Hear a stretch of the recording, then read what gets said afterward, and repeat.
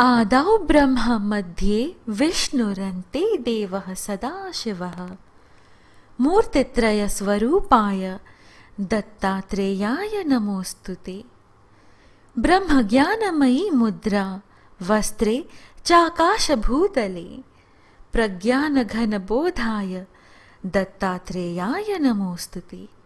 यह श्लोक जगतगुरु श्री आदि शंकराचार्य जी द्वारा रचित है।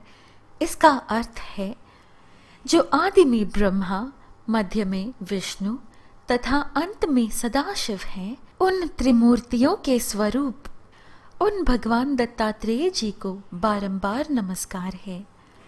ब्रह्म ज्ञान जिनकी मुद्रा है, आकाश और भूतल जिनके वस्त्र हैं तथा जो साकार प्रज्ञान घन स्वरूप हैं, उन भगवान दत्तात्रेय जी को बारंबार नमस्कार है। राधे राधे जी पवित्र वचन यूट्यूब चैनल में आपका हार्दिक स्वागत है।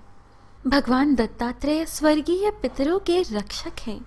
केवल उनके नाम स्मरण गुरुदेव दत्त से ही पितरों के आत्मा को शांति मिलती है और मानव जीवन में पितृदोष से उत्पन्न हुए पीड़ाएं भी समाप्त होते हैं। भगवान दत्तात्रेय जी का मंत्र है, ओम द्राम दत्तात्रेयाय नमः। दत्त गायत्री मंत्र है, ओम दिगंबराय विद्महे योगीश्वराय धीमहि तन्नो दत्तः प्रचोदयात्। विशेष तौर पर अमावस्या, गुरुवार और पूर्णिमा के तिथि पर भगवान दत्तात्रेय जी के इस मंत्र का जाप करने से पितृदोष समाप्त हो जाता है। इन मंत्रों का जाप स्फटिक की माला से 108 बार करना चाहिए। भगवान श्री दत्तात्रेय में ईश्वर और गुरु दोनों रूप समाहित हैं, इसीलिए उन्हें परब्रह्मा मूर्ति सद्गुरु और श्री गुरुदेव दत्त भी कहा जाता है। उन्हें गुरुवंश का प्रथम गुरु, साधक, योगी और वैज्ञानिक माना जाता है। ऐसी मान्यता है कि दत्तात्रेय भगवान जी नित्य प्रातः काशी में गंगा जी में स्नान करते थे। इसी कारण काशी के मणिकर्णिका घाट की दत्त पादुका दत्त भक्तों के लिए पूजनीय स्थान है। इसके अलावा मुख्य पादुका स्थान कर्नाटक के बेलगाम में स्थित है। भगवान दत्तात्रेय जी महर्षि अत्रि जी और उनकी सहधर्मिणी माँ अनसुया जी के पुत्र थे। इनके पिता महर्षि अत्रि जी सप्त ऋषियों में से एक हैं। हमारे चैनल में आप सप्त ऋषियों की कथा पा सकते हैं, लिंक डिस्क्रिप्शन बॉक्स में आपको मिल जाएगा। और माता अनसुया जी को सतीत्व के प्रतिमान के रूप में उद्धृत किया जाता है।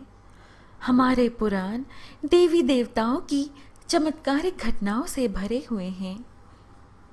ऐसी ही चमत्कारिक कथा है भगवान दत्तात्रेय जी की जन्म की कथा, जो श्रीमद् भागवत पुराण में वर्णित है।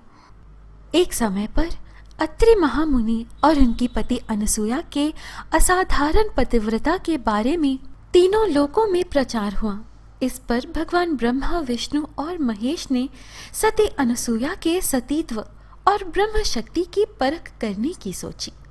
जब अत्रि ऋषि आश्रम से कहीं बाहर गए, तब भगवान ब्रह्मा, विष्णु और महेश यतियों का भेष धारण करके अत्रि ऋषि के आश्रम में पहुंचे और भिक्षा मांगने लगे। अतिथि सत्कार की परंपरा के चलते सती अनसुया ने त्रिमूर्तियों का उचित रूप से स्वागत करके उन्हें खाने के लिए निमंत्रित किया। लेकिन यतियों के भेष में त्रिमूर्तियों ने एक स्वर में कहा, हे साध्वी, हमारा एक नियम है कि जब आप नग्न होकर भोजन परोसेंगे तभी हम भोजन करेंगे। अनसुया ने जैसी आपकी इच्छा, यह कहते हुए यतियों पर जल छिड़ककर तीनों को 3 प्यारे शिशुओं के रूप में बदल दिया। तब अनसुया के हृदय में मातृत्व भाव उमड़ पड़ा। फिर शिशुओं को दूध भात खिलाया और तीनों को गोद में सुलाया, तो तीनों गहरी नींद में सो गए। अनसुया माता ने तीनों को झूले में सुलाकर कहा, तीनों लोगों पर शासन करने वाले त्रिमूर्ति मेरे शिशु बन गए, मेरे भाग्य को क्या कहा जाए। फिर वह मधुर कंठ से लोरी गाने लगी। उसी समय कहीं से एक सफेद बैल आश्रम में पहुंचा।